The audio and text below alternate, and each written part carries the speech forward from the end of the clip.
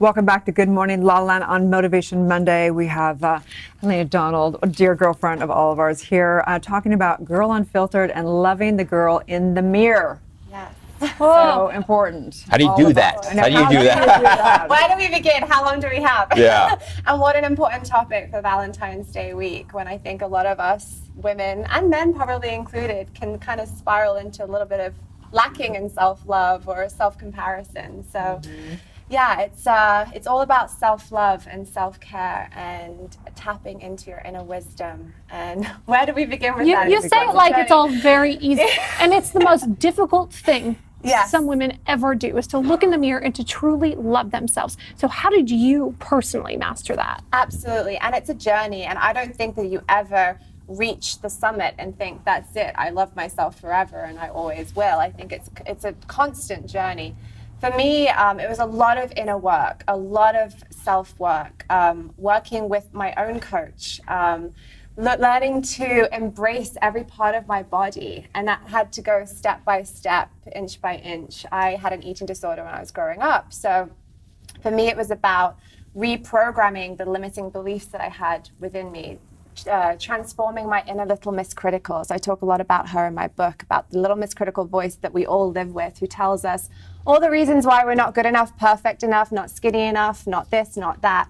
And understanding where she comes from, why she's there, where the root of that is coming from. And like you do yourself, like working a lot with trauma and releasing that pain or releasing the root of it. So let's talk about that, because you do tapping, and I think for a lot of people, maybe they've heard of it, maybe they haven't. Will you explain a little bit of maybe some of the science or some of the reasoning why tapping? I absolutely love tapping, and I became a tapping practitioner because that was one of the biggest parts of how I healed myself, was actually using the emotional freedom technique.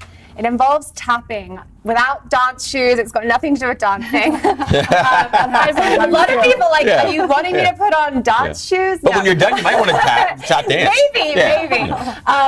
It's tapping on certain acupressure points on the body without ever having to put needles in the body.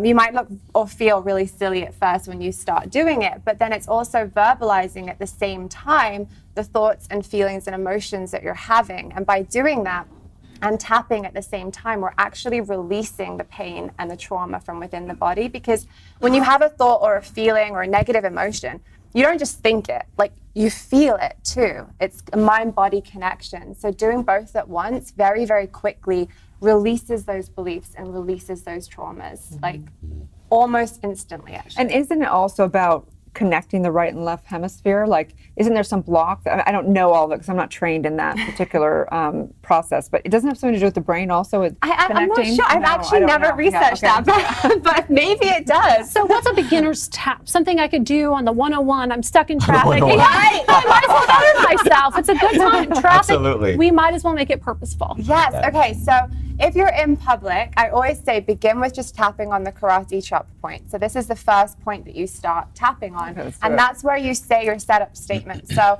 I don't know, let's use a Valentine's Day theme. Do I need to rock my hand the way you are? No, not at all. And you just tap very lightly. So it's something like, hey, even though I'm not in a relationship right now and I'm feeling really sad about that, whatever it is your thought or feeling is at the moment, or even though I'm feeling really uncomfortable in the skin that I'm in, I still fully love and accept myself. Even though I feel really stupid tapping my hand right Yes. now. I am amazing. That's good. And then we continue to tap around the body, verbalizing the different thoughts and feelings and attachments that you have to that belief. So I'm surprised you're not tapping like your heart chakra. you do. So that would be the setup state. The setup statement is Okay. where we tap. So if you're on the 101 and you're like, I'm just in traffic, this is where I would suggest tapping. Okay. And then we move to the different points of the body. And it looks really weird at first when you start doing it. I'm just tapping on all the points. And then, the heart chakra is where a lot of people hold on to a lot of anxiety. And then you continue to move around those points. Yeah. And you get to know those points really, really quickly. Interesting. Who or what first introduced you to self-love? Wow, that's a great question. I would say my mother, but what's interesting is that our relationship and dynamic also caused me to have to go onto the path of self-love. So it's kind of this interesting dynamic. But she was also the woman that introduced me to tapping. So I remember when I was a teenage girl and I'd been throwing up for a while. I was bulimic and I was hiding it from everybody around me. And I remember the night that I went to her and I said, look, I like my skin was crawling. I felt awful. I said, Mom, please don't leave the house right now. I need you to help me, because if you leave, then I'm going to continue doing this and I don't want to right now. And that was the first night that I ever tapped. And I went from like a 10 out of 10, feeling the need to throw up my meal and all of the anxiety around that. And I took it right down to a 2 or a 3. Wow. So that was the first night of healing for me. So important. And you know, today, looking back, so I was bulimic too, and that's a living hell. What would you say, you know, tapping, we talk a lot about changing your environment also. What other things have you done besides the tapping that has really transformed and allow you to have an extraordinary life now? You have some amazing girlfriends around you. Do. You know, and some great women, Nick Pigeon, big shout out, lots of women, lots of incredible women, and you're married. Congratulations, you just got married. You have a great husband. Yes. And what else have you done that is really immersing myself in it? So as you're saying, like immersing yourself with the people that you're around. I think that if you're around women who can lift you up when you don't have the strength to lift yourself up, that is so important. Consistently reflecting back to myself, like, what am I attracting in this world that I see around me that I'm not owning in myself? So looking at how I'm mirroring what I'm attracting and manifesting, and constantly reflecting back within. Moving from London to LA probably was a pretty big one as well, I would say. And then immersing myself in the books that I read and the podcasts and everything that I listen to, and knowing how to get out of those funks when you're feeling it, because you do, we all have those days. Of course. So having the toolkit to use when that happens so it doesn't last too long. So speaking of immersion and toolkit, I know you have an event coming up.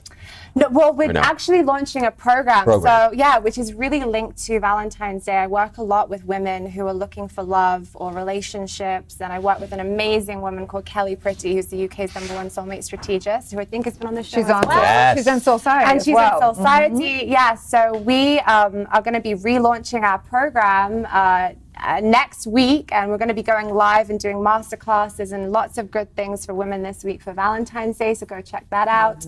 And you actually talked with us. Oh my gosh, women, it was an amazing conversation, really amazing conversation. Yes, it was incredible. You helped those women so much, because we as women, we're talking to other women about relationships and self-love and how we really step into our inner feminine power. But to have a man come on and reiterate what we've been saying to them, they were blown away. So it was brilliant time. So appreciate that. And I so appreciate the work that you do, including the podcast. Yeah. Right? Yes. Awesome.